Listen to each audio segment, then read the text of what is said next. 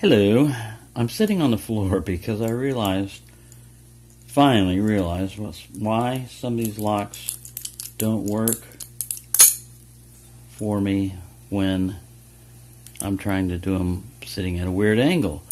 A lot of people shoot videos with locks over their shoulder or sitting above them, and now I know why. Because this is the way I work on locks a lot of times. I put them close to me, and in this case, it was just a little bit of wiggling like this. Well, if you're sitting with your hands out like that, and your face is back over here, and you're looking around, it's a different angle. It's a different way of picking, which is also brings up another point when people pick locks and devices and stuff.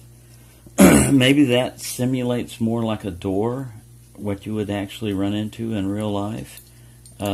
Because when you hold a lock in your hand, you can manipulate it whichever way you want, whatever feels good to you. If you like to pick with pins up, you can do pins up or pins down. Try turning a door upside down and getting it to orient in your favor, It's going to be impractical. So it's a good idea to learn how to pick, from different angles. But bam! See how fast this lock opens when you're at the right angle? I'm not worried about somebody seeing the back of my head or actually seeing my face or anything like that. But I would like to, get at a good angle to do this. So I may just do the sitting on the floor opening the lock video sometime, which is, I guess is what I'm doing right now. But I was just wondering, why is it when I sit in my chair after doing a video, like I did with this lock here, I'd struggled with it, and I couldn't open it. I opened up a bunch of different locks, and then I came back to it, and I still couldn't open it, and I was like, what is going on? And it's not the lock itself. The lock is mechanically the same as it was basically when I bought it. Maybe it's a little bit more worn out now because I've been beating it up by doing videos like this. Because you can get, abusive to locks if you work on them a lot. And this one has been belligerent, like it's trying to do right now. But I just demonstrated what I needed to demonstrate, which is making videos and demonstrating things is a skill that you have to take into account a lot of factors. And the people that do it very well, we don't give them enough credit for the quality that they produce on their videos, because you look at some really these people could have their own TV show, their own TV channel. They're that good on their setup and design and content.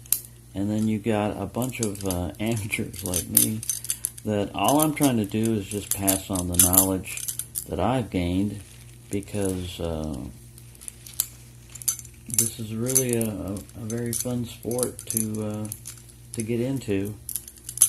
And even if it's not a sport, if you were someone that wanted to use it as a career or something like that, I mean, if you can combine something that you enjoy with making money, that's always good. But sometimes you can destroy the fun out of it when it becomes work. Because I'm sure locksmiths don't sit around and play with locks while watching TV. They want to get away from work.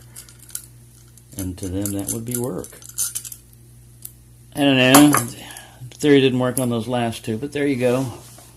Locks that normally, are being belligerent in one way or another. It might just be, try to do what you normally do. And in my case, I'm just going to have to find a bigger stand or something. My stand has just been this one is a TV dinner tray and a chair. That's been my lab, which is pretty good for another thing about lock picking. You don't need a big area. You don't need a big studio. I'm just doing this off a cell phone, and you might gain some popularity. I'm not looking for popularity. Like I said, I'm just trying to convey what I've learned. This is a really beat up old Master Lock number 3. It's not that old because, you know, it's got plastic on it and stuff, but it's been through the ringer. There we go.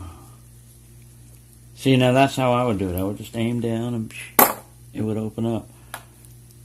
And that's the way. Now see, this is a much better looking one. But that one, this one right here, has been exposed to the weather and been exposed to a lot of dust and dirt and grime. And you can take a lock that you just bought out of the box, brand new, and it's pretty easy to open up. Try to open one up. There, see, there's another one that opened up fairly easy. Try to open that up after it's been out in dirt and grime and weather and everything else for a couple of years or more, and you can run into some things that, like I said, on one of these, this lock over here, it wouldn't even open with a key because pin 1 was stuck all the way up in there. So brand new locks are fun, and that's really a lot of, but you can go get used locks on eBay and places like that.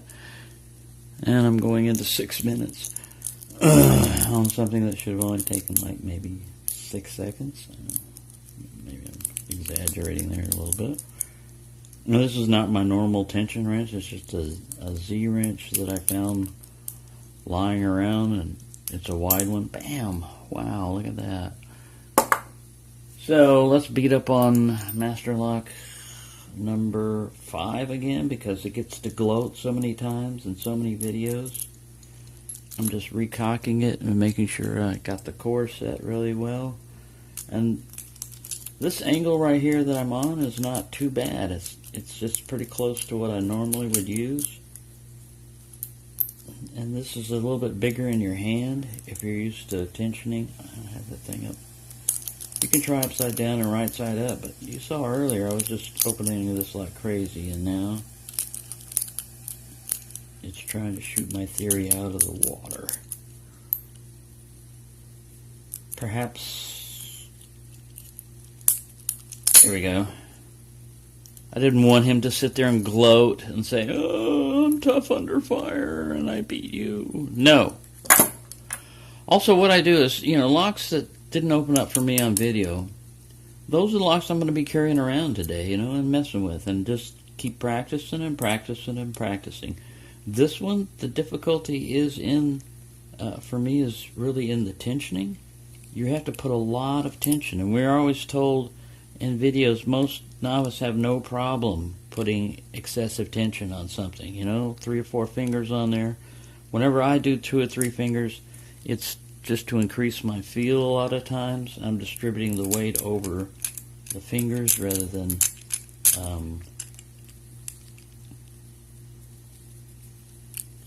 exerting extra force. You know, if I got 2 fingers on a tension wrench, and I'm used to the index finger being over here, this round discus is really weird.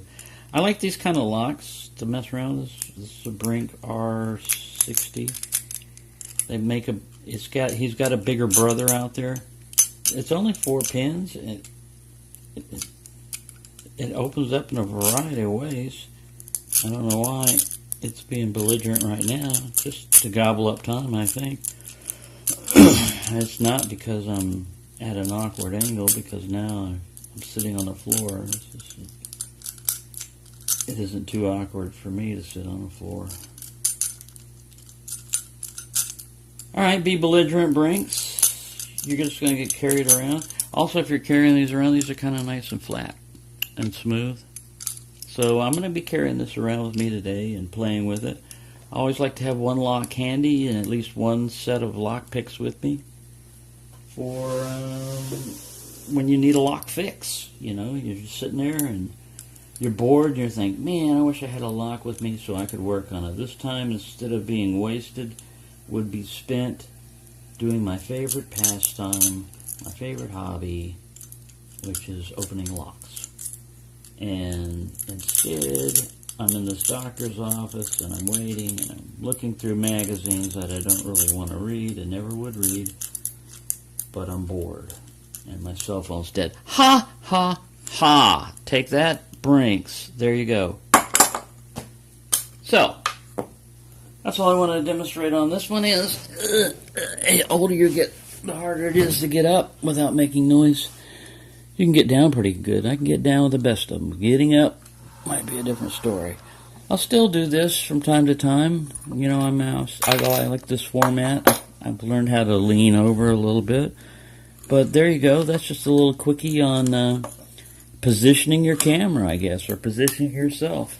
How it can make a difference. You know, you can take a lock that you'll sit there, and when the camera's off, you open this thing up like crazy. It's almost like you can't not open it fast and easily. And then you just say, okay, I'm going to do a video, and then you're changing your position. It's way out of the way you're normally doing, and you're holding it different, and you wind up tensioning it different. And then there's a little bit, not a lot, but there can be a little bit of pressure to get something done quickly for, you know, a video, just to show people. I like to show when you're struggling also, because that's what realistically happens, you know. In a lot of videos, you're only seeing something that someone decided to put the best version up, you know. That's one particular lock. You're not going to get to see the other ones where they just struggled there and let the lock win, you know, because it's more impressive to see results.